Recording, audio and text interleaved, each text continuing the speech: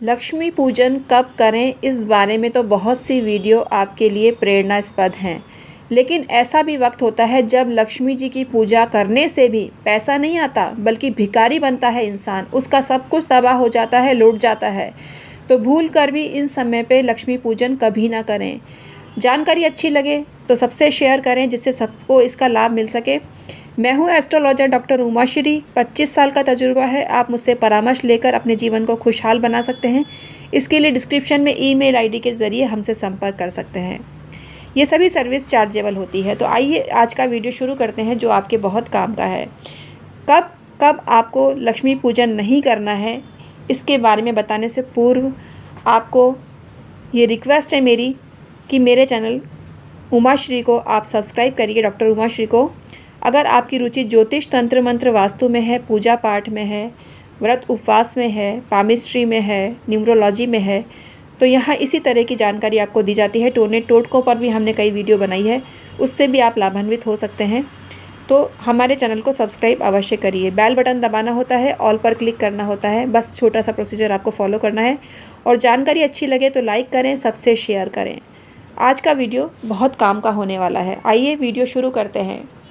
काल चंद्रिका के अनुसार कृष्ण पक्ष की रिक्ता तिथि दशमी, द्वादशी तिथि और श्रवणादि नक्षत्र में लक्ष्मी पूजा कभी भी नहीं करनी चाहिए। जिस समय श्रवण नक्षत्र हो उस वक्त आपको लक्ष्मी पूजन नहीं करना है। दशमी तिथि आप जानते ही हैं, द्वादशी तिथि भी आप जानते हैं, जिसको बारस बोलते हैं। दशमी तिथि को आप जानते ही हैं। दशम मतलब 10th जो चंद्रमा का गोचर होता है, जब 10th होता है उसको दशमी तिथि बोलते हैं। रिक्ता तिथि भी आप जानते होंगे। कृष्ण पक्ष की बात कर रहे हैं तो कृष्ण पक्ष की रिक्ता तिथि, दशमी, द्वादशी और श्रवण नक्षत्र में लक्ष्मी पूजा कभी भी नहीं करनी चाहिए। स्कंद पुराण के अनुसार अपराह्न काल में, रात्रि में, दिवाली को तो कर सकते हैं रात्रि को पूजन, हम उस दिन की बात नहीं कर रहे। नॉर्मली रात्रि को ना करें लक्ष्मी का पूजन। कृष्ण पक्ष की द्वादशी तिथि और अष्टमी तिथि को भी भगवती लक्ष्मी की पूजा शुरू नहीं करनी चाहिए। शुरू करने की बात हो रही है। आपको एक महत्वपूर्ण जानकारी देना चाहूँगी। अपना चंद्र बल भी लक्ष्मी जी की पूजा के वक्त आपको देख लेना चाहिए। अगर आपका चंद्रमा चौथा, 8वां, 12वां है, उस दिन आप कोई व्रत उपवास जो लक्ष्मी से संबंधित है, जैसे शुक्रवार का आप वैभव लक्ष्मी व्रत करना चाहते हैं, तब आपको उस व्रत की शुरुआत भी नहीं करनी चाहिए, चाहे शुक्ल पक्ष ही क्यों ना हो। ये ध्यान रखिएगा। चौथा चंद्रमा, 8वां चंद्रमा और 12वां चंद्रमा नेष्ट होता है और उस चंद्रमा में आपको लक्ष्मी पूजन वर्जित बताया गया है। जिस दिन आपका चंद्रमा पहला हो, जैसे आपकी मेष राशि है, उस दिन मेष का ही चंद्रमा ट्रांजिट में है, तो आपका पहला चंद्रमा हो गया। उस वक्त आपको पूजा का श्रेष्ठ समय होता है। उस वक्त इन तिथियों को छोड़कर शुभ मुहूर्त में आप लक्ष्मी पूजन की शुरुआत कर सकते हैं। पहला चंद्रमा, तीसरा चंद्रमा, छठा चंद्रमा, 7वां चंद्रमा और 11वां चंद्रमा बेहद शुभ होता है, बेहद खास होता है। इस वक्त आपको लक्ष्मी पूजन प्रारंभ आप कर सकते हैं। पौष मास की जो शुक्ल पक्ष की दशमी तिथि होती है, चैत्र मास की पंचमी तिथि, श्रावण मास की पूर्णिमा तिथि को लक्ष्मी जी का पूजन बहुत शुभ माना गया है। लेकिन यदि पूर्णिमा के दिन गुरुवार पड़ जाए तो उस दिन आपको लक्ष्मी पूजन करने से पुनर्जन्म का सामना नहीं करना पड़ता और धन और पुत्र की भी वृद्धि होती है। तो कुछ दिन बहुत शुभ होते हैं, कुछ दिन अशुभ होते हैं। आपको अपना चंद्रबल देखकर ही माँ लक्ष्मी का पूजन प्रारंभ करना चाहिए। अग्नि पुराण के अनुसार जो लक्ष्मी की कामना करता है, शांति चाहता है, उसको नवग्रह योग करवाना चाहिए। नवग्रह याग से ऋण, रोग, दरिद्रता, पाप, अपमृत्यु, भय, शोक और मानसिक क्लेश पूर्णतः नष्ट हो जाते हैं। लक्ष्मी की प्रतिष्ठा के लिए माघ और आश्विन मास श्रेष्ठ कहे गए हैं, इसलिए इस समय इनकी प्रतिष्ठा करना बहुत शुभ माना जाता है। संपूर्ण कामनाओं को पूरा करती हैं माँ लक्ष्मी जब आप इनकी प्रतिष्ठा माघ और आश्विन मास में करते हैं। लक्ष्मी जी की प्रतिमा बहुत श्रेष्ठ होती है और लक्ष्मी जी की प्रतिमा का निर्माण जो करवाता है उसको 100 गुना फल मिलता है लक्ष्मी जी के मंदिर बनवाने की अपेक्षा। तो आप लक्ष्मी जी का मंदिर बनवाने की बजाय अगर मूर्ति बनवाते हैं तो आपको 100 गुना अच्छा फल मिलता है। लक्ष्मी पूजन में मालती के पुष्प, गुलाब के पुष्प और कमल के पुष्पों का होना ज़रूरी है। इनके बिना माता लक्ष्मी की पूजन की आप कल्पना भी ना करें। माता लक्ष्मी के पूजन में मालती की पुष्पमाला, गुलाब की पुष्पमाला और कमल के पुष्पों का होना ज़रूरी है। लक्ष्मी जी के पूजन में गुड़, धान का लावा, हल्दी की गांठ और कमल गट्टे का प्रयोग जरूर करना चाहिए।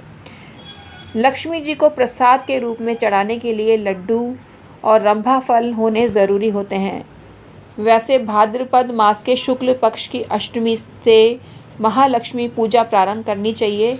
भाद्रपद मास की शुक्ल पक्ष से पूरे पक्ष तक इनकी पूजा का विधान होता है, तो इनकी पूजा भाद्रपद मास की अष्टमी को शुरू करनी चाहिए। इस पर हमने एक वीडियो बनाया है, उसको आप देखिएगा जाकर। इससे पूरी जानकारी उस वीडियो से आपको मिलेगी। जो स्त्री अच्छे चरित्र की नहीं होती, जो मनुष्य शराब आदि का सेवन करता है और शंख ध्वनि करता है, ऐसा करने वाले से माता लक्ष्मी रुष्ट होकर वहाँ से प्रस्थान कर जाती है और वहाँ कभी निवास नहीं करती है। लक्ष्मी जी के 1000 नाम यानी सहस्त्र नाम जो मनुष्य जपता है, वो 7 जन्मों तक पैसे का अभाव नहीं झेलता है। तो लक्ष्मी सहस्त्र नाम पर भी हम एक वीडियो बना रहे हैं। लक्ष्मी जी का 1000 नाम आपको बताने जा रहे हैं अन्य वीडियो में, वो भी आप ज़रूर देखिएगा और समय मिले जब लक्ष्मी जी के 1000 नाम जपें। इससे आपको इतना पैसा मिलेगा जितनी आपने कल्पना भी नहीं की होगी। जो मनुष्य ओम पंचनद्यः इस मंत्र के द्वारा कुंड में तिल से हवन करता है, उसको लक्ष्मी की प्राप्ति होती है। ओम इमा रुद्राय इस मंत्र से 3 साल तक प्रतिदिन तिल द्वारा 1100 आहुति प्रदान करने वाले को लक्ष्मी प्राप्त होती है। जिस मनुष्य को लक्ष्मी की कामना है, उसको ताम्र कुंड में या ईंटों से बने कुंड में ही हवन करना चाहिए। श्री सूक्त का पाठ करने, श्री यंत्र का पूजन करने और कनकधारा यंत्र का पूजन करने और कनकधारा मंत्र का जाप करने वाले को, ललिता सहस्त्र नाम का जाप करने वाले को कभी धन का अभाव नहीं झेलना पड़ता। जिस घर में विष्णु भगवान की पूजा होती है, वहाँ माता लक्ष्मी सदैव वास करती हैं और प्रस्थान कभी भी नहीं करती। वैसे लक्ष्मी प्राप्ति का सर्वोत्तम साधन श्री सूक्त है। कलयुग में जब पाप पुण्य का कोई महत्व नहीं है, जो मनुष्य को लक्ष्मी की कामना है, लक्ष्मी प्राप्ति की इच्छा है, सभी वर्गों को होती है, जो लक्ष्मी के उपासक हैं उनको श्री सूक्त का पाठ अवश्य ही करना चाहिए।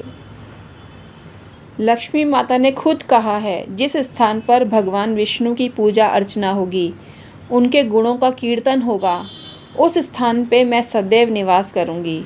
जिस स्थान पर श्री कृष्ण और उनके भक्तों का यशोगान किया जाता है, उस स्थान पे मैं सदा विराजित रहूंगी।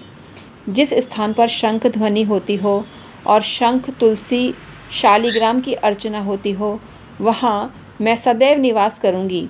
जहाँ शिवलिंग की पूजा, भगवती दुर्गा की उपासना, ब्राह्मणों की सेवा के साथ की जाती है, संपूर्ण देवताओं की अर्चना की जाती है, वहाँ मैं सदैव निवास करूँगी।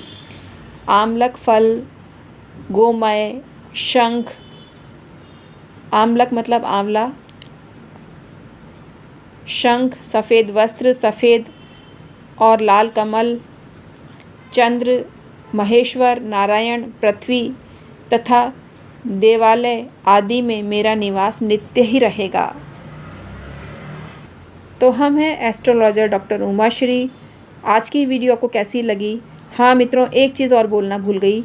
जहाँ गंदगी होगी, जहाँ झाड़ू को पैर लगाया जाएगा, जहाँ गायों की सेवा नहीं होगी, गायों की पूंछ पकड़ पकड़ के उनको भगाया जाएगा, चरती हुई गाय को रोका जाएगा, उस घर से लक्ष्मी माता सदैव प्रस्थान करती हैं।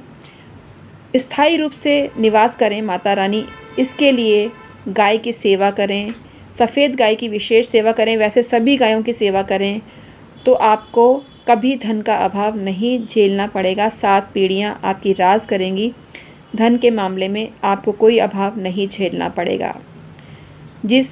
जहाँ पत्नी विनयी होती है, पति से मधुर संबंध रखती है, प्रेमपूर्ण व्यवहार करती है और पति भी पत्नी से प्रेमपूर्ण व्यवहार करता है और उसका ध्यान रखता है, वहाँ भी लक्ष्मी माता स्थिर होती हैं और अपना आशीर्वाद उन दंपत्ति को प्रदान करती हैं।